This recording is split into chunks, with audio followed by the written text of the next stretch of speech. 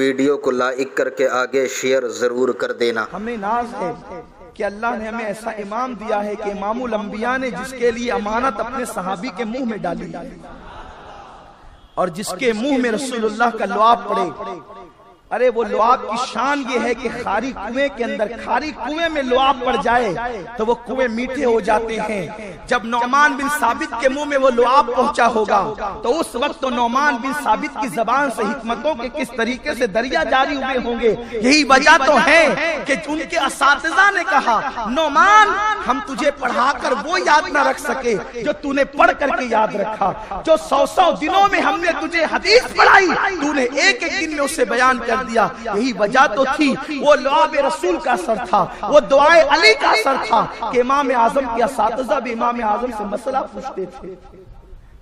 اور مسئلہ بتانے کے لیے صرف علم کی ضرورت نہیں ہے، مسئلہ بتانا ہو یا کوئی کام کرنا ہو سب سے پہلے کرم کی ضرورت ہے۔ ورنہ آدمی کہیں کتابیں پڑھ ڈالتا ہے کچھ سمجھ میں ہی نہیں آتا، نہیں دیکھتے بیچارے بخاری پڑھتے ہیں لیکن انہیں بخاری کے اندر ابواب کیا ہے وہی سمجھ میں نہیں آتی، امام بخاری کی مراد کیا وہی سمجھ نہیں آتی، اس لیے کہ جس کا تعلق رسول اللہ سے جتنا ہوگا وہ علم کے فیضان سے اتنا مالا مال ہوگا۔ ایک علم ہے، ایک فیضان علم ہے۔ علم تو مل سکتا ہے جیسے شیطان کو ملا، لیکن فیضان علم نہیں مل سکتا جو نبیوں سے دور ہوگا، اسے فیضان علم نہیں ملا۔ جبریل کو علم بھی ملا، فیضان علم بھی ملا، اور شیطان فیضان علم سے محروم تھا، اس لیے کہا کہ آدم تو مٹی سے بنے ہیں اور میں تو آگ سے بنا ہوں اور میں ان سے بہتر ہوں، اور اکڑ گیا۔ لیکن جبریل شب معراج آقا کو جگانے کے لیے آتے ہیں، لیکن اللہ کا حکم ہے کہ جاؤ میرے محبوب کو بلا کر کے لاؤ، تو جبریل عرض کرتے اللہ تیرا حبیب تو سو رہا ہے، بتا جگاؤں کیسے؟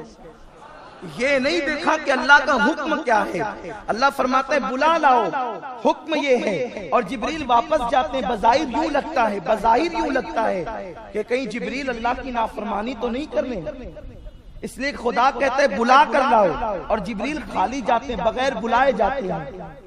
یہ بظاہر یوں لگتا ہے لیکن یوں نہیں ہے، یہ اللہ تبارک و تعالیٰ کا قانون ہے، اس نے بتا دیا محبوبوں کے لیے ادب لازم ہے۔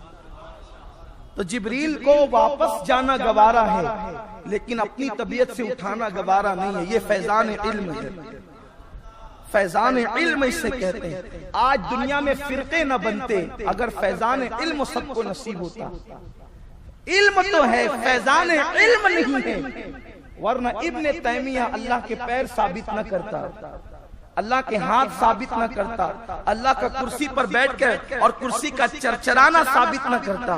غیر مقلدین کے جو امام اول ہے جسے دنیا ابن تیمیہ کہتی ہے، اس کا عقیدہ اتنا گندا تھا، وہ کرسی پہ بیٹھ کر کے پیر ہلاتا تھا اور کہتا تھا جیسے میں پیر ہلا رہا ہوں اللہ بھی اپنی کرسی پہ بیٹھ کے یوں پیر ہلاتا ہے۔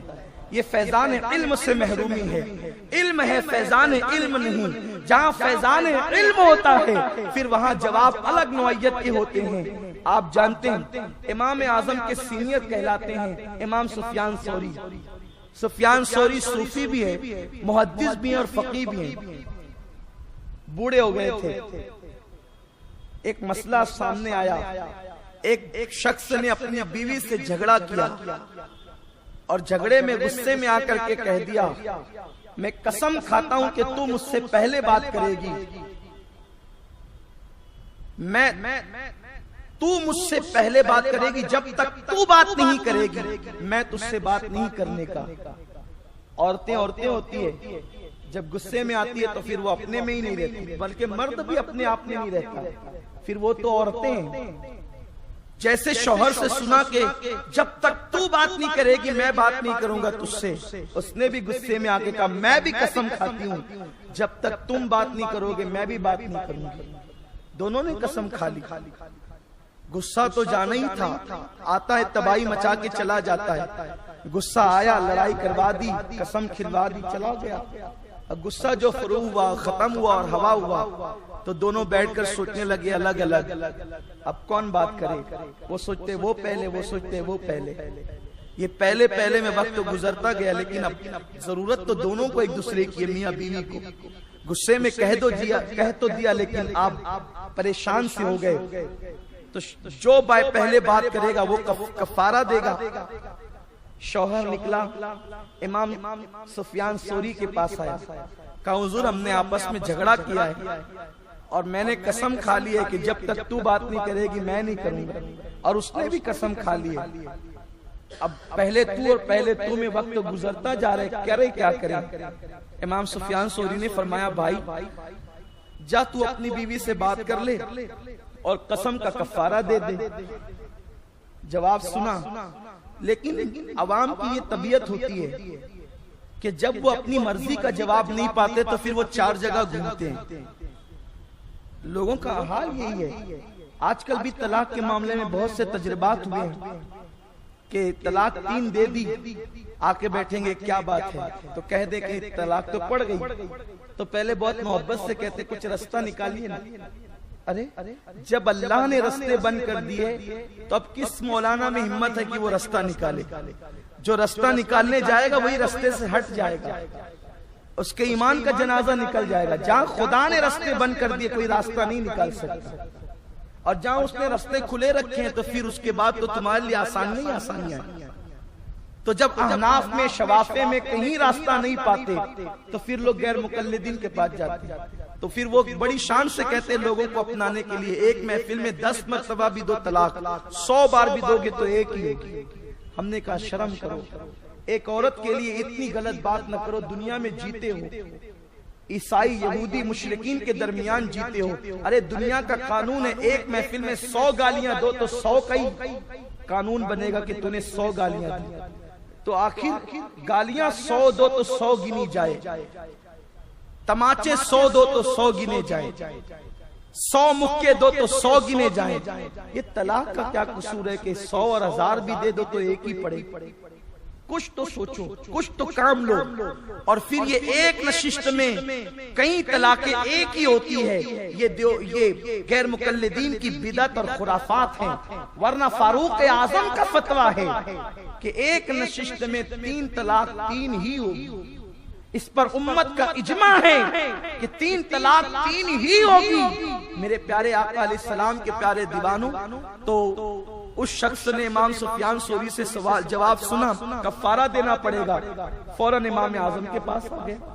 امام اعظم کے پاس آیا، کہا حضور ایسا ایسا جھگڑا ہو گیا، یہ مسئلہ ہو گیا، کیا کریں؟ امام اعظم نے مسئلہ سنا، فرمایا جا تو اپنی بیوی سے بات کرنے میں پہل کر، کوئی کفارہ دینے کی ضرورت نہیں ہے، کوئی کفارہ تم نے نہیں دینا، جاؤ خود سے اپنی بیوی سے پہلے تم بات کر لو۔ اب مسئلہ سنا تو پبلک کو دلچسپی ہوتی ہے علماء کو لڑانے کی، یہ بہت شوق ہے پبلک کو کہ علماء آپس میں لڑیں۔ اچھا جب لڑاتے پبلک ہی ہیں، اور اس کے بعد جب علماء لڑتے ہیں تو کرسیوں پہ ہوٹلوں پہ بیٹھ کے بولتے ہیں کہ علماء لڑتے ہیں، لڑایا تو آپ نے۔ اس نے جب مسئلہ وہاں سے اپنے متعلق نہیں پایا، امام اعظم کے پاس آیا اور امام اعظم نے مختلف جواب دیا، تو گھر جانے کی بجائے کہ عمل کرتا امام سفیان ثوری کے پاس گیا، کہا آپ نے تو یہ کہا، امام اعظم نے تو یہ کہا۔ لیکن اس دور کے لوگ بڑے سنجیدہ تھے۔ انما یخشی اللہ من عبادہ العلماء کے جلوے ان کی زندگی میں نظر آتے تھے۔ امام سفیان ثوری کو غصہ تو آیا کہ میں نے جو مسئلہ بتایا اس کے خلاف اس نے بتایا کیسے؟ بوڑھے ہو چکے تھے، عصا اٹھایا اور کہا وہ نعمان غلط مسئلے بتاتا ہے۔ یہ عصا لے کر کے بڑے ہونے کے سینئر ہونے کے باوجود امام اعظم کے گھر تک پہنچے تاکہ امت میں انتشار نہ ہو۔ ان کا فتویٰ الگ، ان کا الگ۔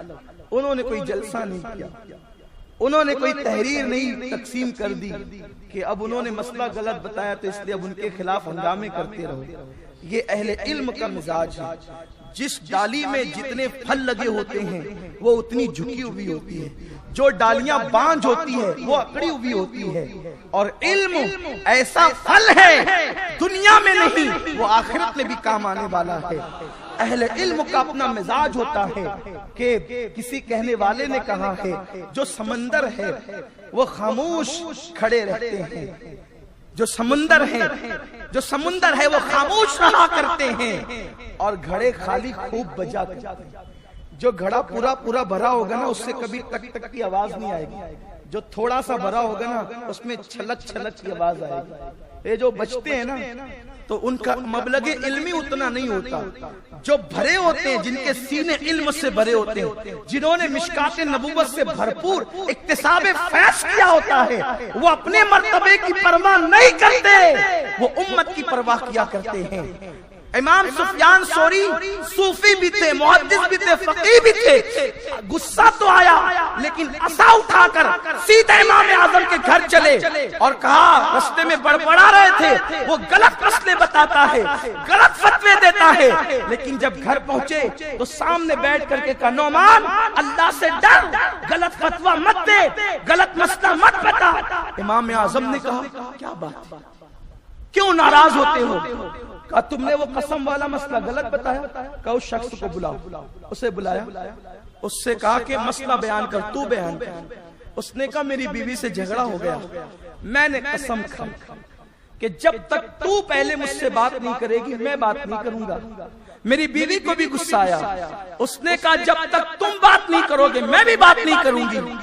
امام اعظم نے کہا بولیے.